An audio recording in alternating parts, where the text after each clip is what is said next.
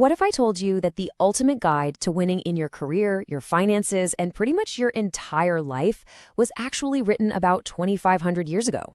Well, today we are diving deep into Sun Tzu's The Art of War, a truly timeless manual for strategy that has influenced everyone from ancient generals to modern-day CEOs. So you're probably thinking, how can a book about ancient warfare possibly be relevant today? I mean, really? Well, it's because the principles, they're universal. Think about this. During the Gulf War, the US military literally gave a copy to every single soldier. Today, it's required reading at the world's top business schools. The secret isn't about fighting a war. It's about finding a much, much smarter way to win. All right, let's kick things off with the biggest, most mind-blowing idea in the whole book.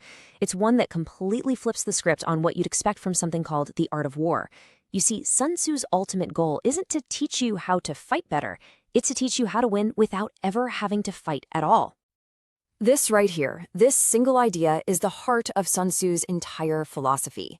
He actually saw open conflict as a total failure of strategy. For him, war wasn't really a physical thing. It was a mental game. True mastery meant you could outthink and outmaneuver your opponent so completely that you won using pure intellect, avoiding the huge costs of an actual fight. So you've got two paths, right? On one side, you have brute force. It's expensive, it's risky, and honestly, the outcome is always a bit of a gamble. But on the other side, you have strategy.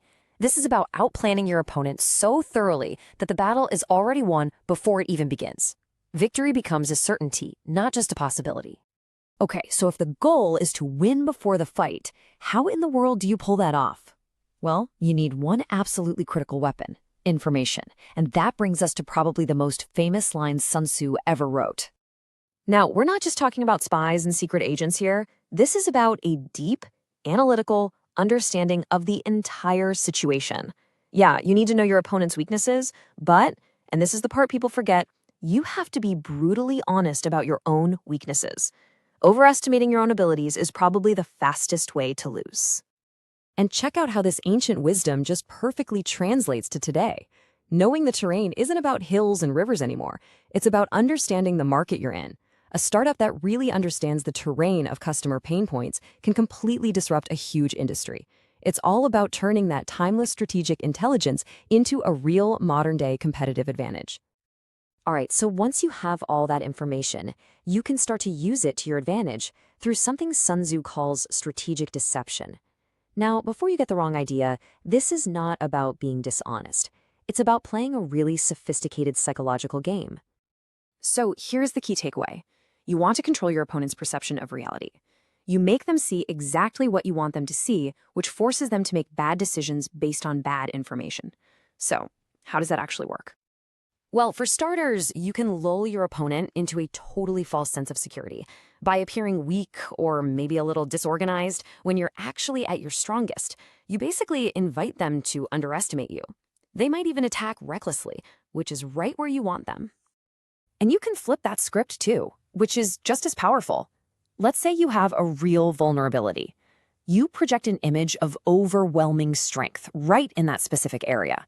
This kind of psychological bluff can scare a competitor away from even thinking about attacking you where you're most exposed. And trust me, this is not just some old school theory. This stuff happens constantly. You know, when a tech company leaks a new phone design, they're testing the terrain. When a business launches some small, flashy side project, they might just be creating a diversion from their real game-changing plan. It's all Sun Tzu, playing out right in front of us. Now, beyond the mind games, Sun Tzu's strategy is built on a ruthless obsession with efficiency. He warned that long, drawn-out conflicts are always a disaster. They don't just drain your army. They drain a nation's economy, its morale, and its very will to fight. Victory has to be swift. This is really all about strategic cost effectiveness. The goal is always, always to get the maximum result with the minimum input.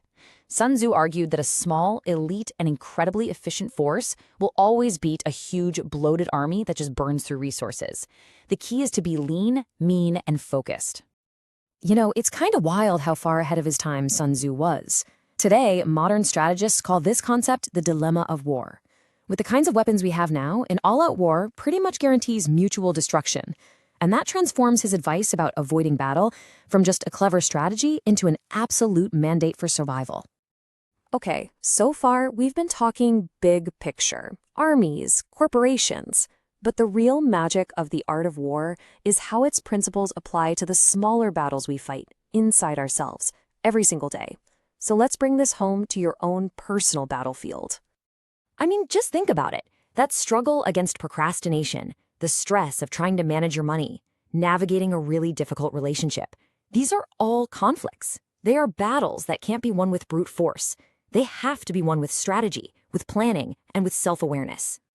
First up, the psychological war. Sun Tzu taught that a prepared general calmly waits for an unprepared enemy. When you feel anxious or overwhelmed, you're unprepared. But by creating a clear, simple plan of action, you become prepared. You gain control over your fears instead of letting them control you.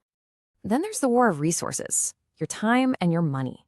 Living paycheck to paycheck is like being constantly on the defensive on a battlefield, just reacting to whatever comes at you. Winning this war means creating a budget, building an emergency fund, and having a long-term plan. It's about acting with foresight, not just reacting to pressure. And finally, the war of relationships.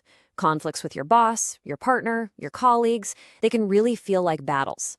The strategic approach isn't to just dig in and win the argument.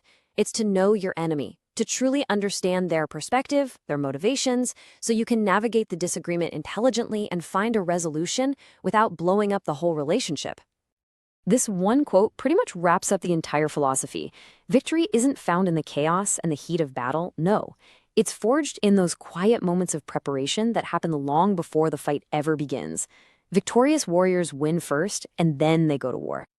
And that leaves us with one final question for you to really think about.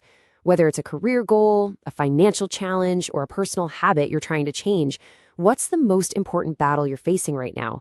And how can you use these ideas to win it before it even starts? Thanks for tuning in.